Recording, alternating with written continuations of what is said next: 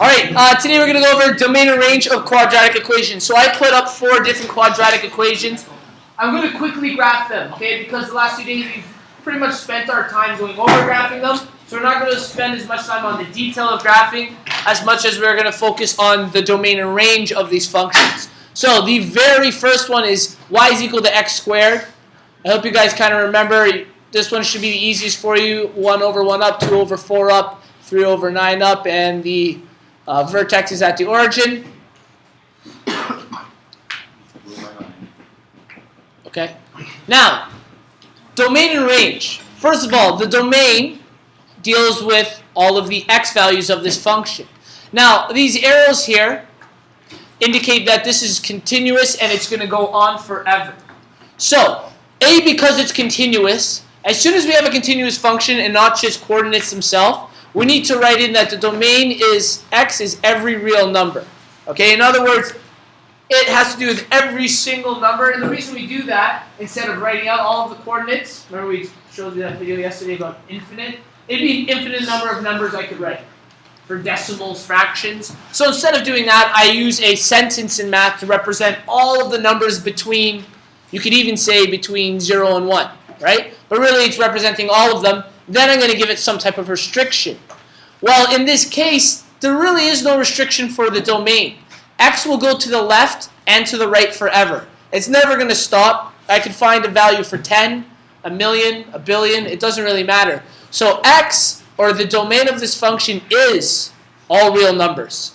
Okay? So in other words, there's an infinite number of values for our x, or our domain in this question.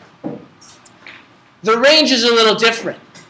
The range for this question starts off the same because it is a continuous function, so we have y is the element of all real numbers, but our range is limited. If you notice, the range or the y values of this function only exist above a certain value. What is that value? 0. These values only exist above 0, so y is every real number such that y is greater than, and because it actually touches 0, it's greater than and equal to the number 0. Okay? So that is the only restriction on this question here.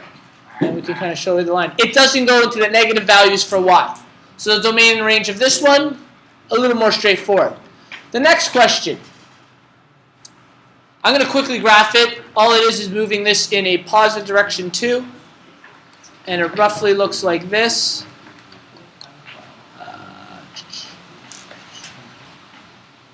Okay. Again, remember I said I wasn't going to focus on graphing it. I'm just going to give you the graph. Okay. Domain and range. Is the domain and range any different for this question from our last one? Who thinks it is different? Put up your hand. Who thinks it's not? Who's too scared to answer? Which is an ironic question because you put up your hand, you're not scared. Okay. The domain for this is the exact same. Because this function here is continuous left and right, our domain is identical. There's no difference whether the vertex has been moved from 0 or not. Okay? So our domain is written the exact same way. The domain is x is the element of all real numbers, so it represents every real number. And the range is also identical. The cutoff point is still at 0. The vertex is still on y, the y value of 0, and it doesn't continue below that. It does continue upwards forever. So our range is the exact same thing. Our range in this question is y is the element of all real numbers such that y is greater than and equal to 0. So these two parabolas, even though they're not in the exact same spot, both have the same domain and range because of their vertex. The vertex is the most important part of a parabola in figuring out the domain and range. That's what's going to give us an idea. And then, of course, the way it opens is going to help also. A third question. I'll graph it quickly. So -3, down 3. Looks something like that. Okay. Here's our green parabola. Okay. Domain of the green parabola. Is there any difference in the domain from the first two? Yes. What is it? Okay, that would be the range. Oh. For sure, the range is different. What about the domain, though, the x values? No, there's still no restriction.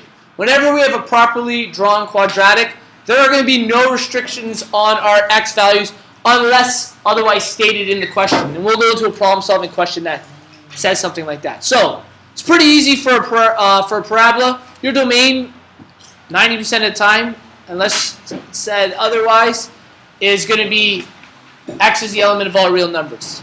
Your range is different.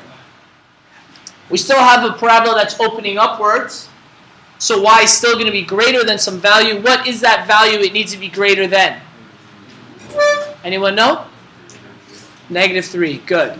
Because the vertex touches at -3, the question is written very similar, our range being y is the element of all real numbers, such that, but in this case, y is greater than and equal to -3. It consists of all values larger than -3.